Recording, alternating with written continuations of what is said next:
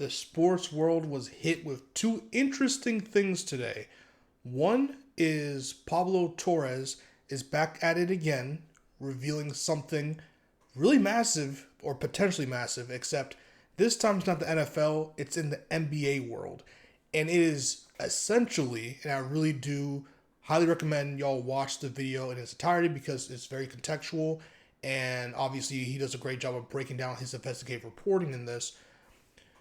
That the Los Angeles Clippers owner, Steve Ballmer, was basically paying Kawhi Leonard around $28 million odd dollars in straight up cash for Kawhi Leonard.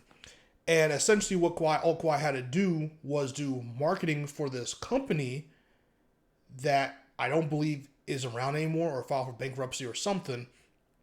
And, people went and looked, did their deep dive, and there was no traces of Kawhi doing any marketing for them, even though he's on the paperwork.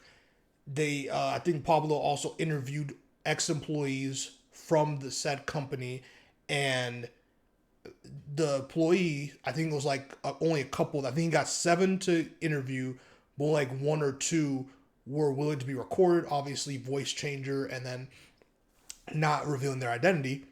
But they went on record saying that they never saw Kawhi ever mention the company, never did any marketing, even though he was paid, I think it was $7 million per term, totaling $28 million in total odd dollars here and there, give or take, to Kawhi Leonard, and Kawhi has done nothing for this company.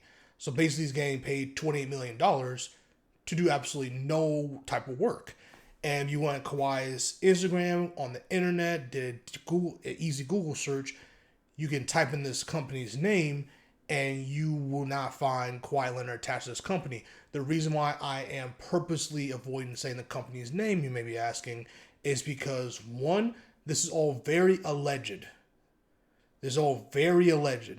There are people doing investigations about this. This is ongoing investigation now.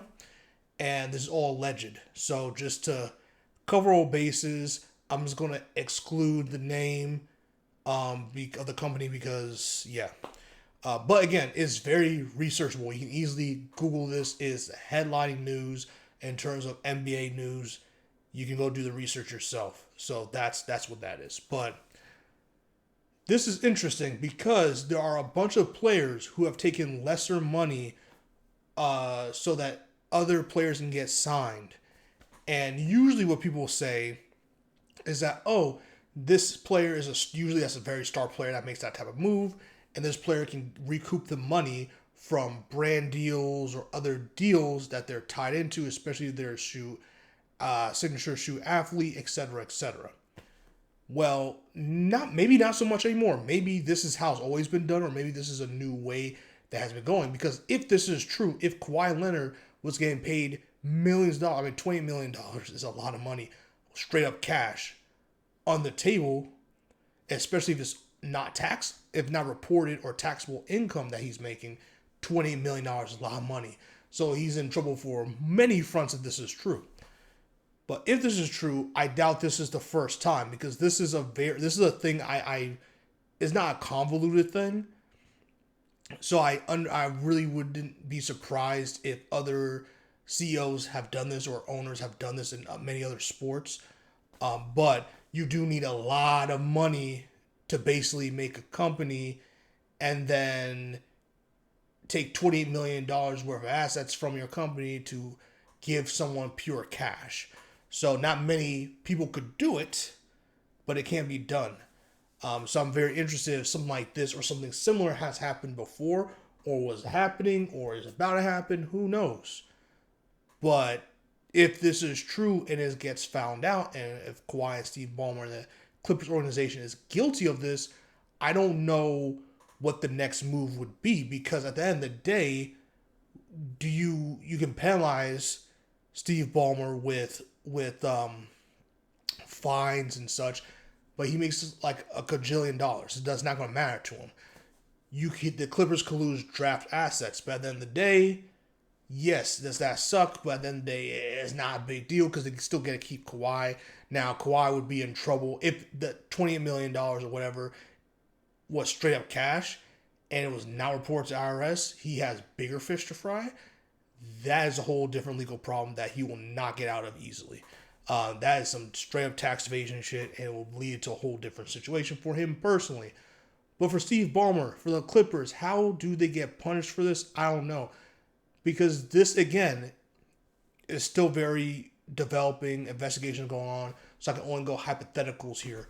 If this is a case and it's true, the Clippers will probably lose Kawhi Leonard because he probably will be dealing a lot of legal problems that are above on some crazy shit. Steve Ballmer will have to be investigated by people because he again gave up $28 million basically for free, straight up cash, which is insane to a person who didn't report that. So I don't know the legal stimulations what that would be. In regards to the ownership group that makes up the NBA, is this cause just for, hey, that's illegal for many fronts, especially unfair to the salary cap rules, and makes it so you can keep players and makes the salary cap in essence worthless. If you can do that, it's worthless, especially if you can do it, but many of the owners in this league can't. Does he get voted to get kicked out of the league because of that? That is the wildest scenario. That will definitely not happen. It definitely will not happen. But it's still interesting to theorize, like, yo, if this is true and no one else has done it in this league anyway, which is a lot of ifs, ands, and buts, but if it is all true and that happened, I'm very curious to see how the owners will react, how the league will react, and what will happen there, because I'm telling you right now, it won't look good. Right now, it's just not looking good. But we'll see. There's still a lot in this. We'll see if it gets buried. I don't really know.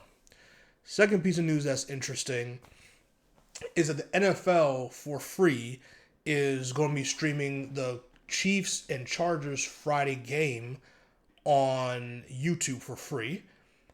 The reason why that's interesting is because I do think we're getting to the era now in which sporting events will be digested differently. I think it was a huge step when it went to Netflix and Peacock and Amazon. I think Amazon Prime. I think that the next step was going to be YouTube because, obviously with YouTube TV and their issues, YouTube was still going to be a huge player in some sense of the word. And I do think it will lead to streamers / reactors being able, or YouTubers being able to react to football games, because I think the NFL does a better job of collaborating with influencers and other third parties that other leagues do, right? I don't think the NBA fully embraces influencers and third parties as much as the NFL does. I think that the Premier League, because Premier League to me is one of the most dominant and most notable soccer leagues in the world. I think they also don't embrace influencer and third parties as much like the NFL does. And I think that's what helps the NFL grow tremendously more. I think the MLB could do a huge uptick if they were to embrace some of the influencers who love baseball. And they have. They have in many different ways, but not on the level that NFL has and been willing to go. Because they've been willing to go above and beyond a lot of these different marketing strategies, collaborate with a lot of movies, collaborate with a lot of influencers, even this one with Mr. Beast, and a lot of the other YouTubers that he put on the commercial. So the NFL's always been like, hey, we are going to do this, and we're going to be the first ones to do this, and we're going to build upon it. And when someone else comes and hijacks our stuff and makes it better, we're going to copy that and make that even better. And they've always done that, and that's what keeps them so powerful with so much money. And I think it's only a matter of time before they're like, hey, we're going to assign exclusive rights with certain streamers / YouTubers to react live to football games, to our football games. It may not be every game. It may be like, hey, Sunday Night Football or Monday Night Football, like just like how they have the Manning cast, they'll have, I don't know, for lack of better, like Mr. Beast cast, where Mr. Beast or whoever, like Kai Snow or any of these streamers / YouTubers are allowed to react live to these games because it will bring in a huge new audience, especially someone like Kawhi Leonard, where a lot of young people watch him and idolize him and all that stuff, or Speed, especially someone like Speed, who's gained tremendous popularity within the sports world, and a lot of political figures, if we're being honest, that are tied with the sports world and such. It's only a matter of time, dude, before they're either at games reacting to them live or in their basement or house reacting to it live and gaining a lot of fans, a lot of new, all this stuff, bro. Like, it's only a matter of time. Again, the NFL is super abrasive in trying to find ways to make more money off of anything and everyone. And it's only a matter of time, bro. I wouldn't be surprised if, like, during the Olympics or something, the NFL gives Speed the bag to go and have his own section somewhere in one of the LA Coliseums where it's like an owner's box, but it's just for Speed to stream. Like, he has his whole streaming setup in the owner's box or some shit, and he's just live reacting to the fucking Olympics. Now the Olympic Committee is a whole different thing and all these different stuff, but the NFL is like, hey, it's in LA. This is the first year for our first time in the Olympics for flag football. We want to grow it as much as possible to bring even more teams and more popularity. Why not have someone who's internationally loved like Speed or Kawhi Leonard, like some of these guys come in, react to what we got going on.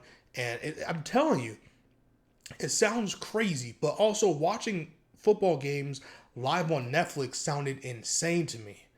But here we are, doing it for year number 2 on Christmas. So, like, it's only a matter of time. I'm telling you, the NFL has made it clear they want money and by any means necessary. And they're not afraid to go with the times and embrace how people are consuming it. It's like, hey, if you're not paying for TV packages anymore, or you're not paying for this and this anymore, we're going to continue to find ways to bring the product to you, to your front doorstep. Everyone loves convenience. Everyone loves this. So instead of us forcing you to come to us, we're going to go to you and force you to watch us, because the people you watch are watching us. That means you will be too. So it's only a matter of time. It is only a matter of time. And I'm excited to see where this is going from a curiosity standpoint. But I'm also terrified where it's going to, because yes, sports is entertainment, but it's still a different type of entertainment. It is sports.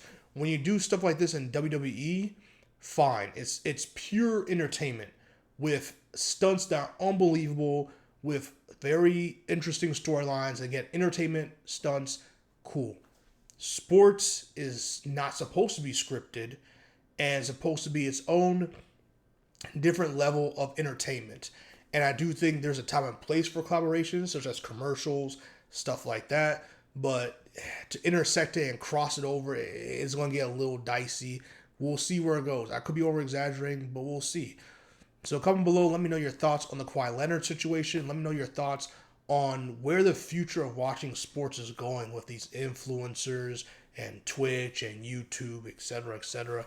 I'm really curious to hear what y'all say. And before I go, also remember, I don't know if it still happens, but remember when Amazon bought Twitch, Amazon allowed Twitch streamers to stream, I don't know if it was every show, but at least Amazon Prime movies and such, because they owned it, so they didn't really care. So it's not like things haven't happened already. So we'll see. We shall see. It's a scary world we live in.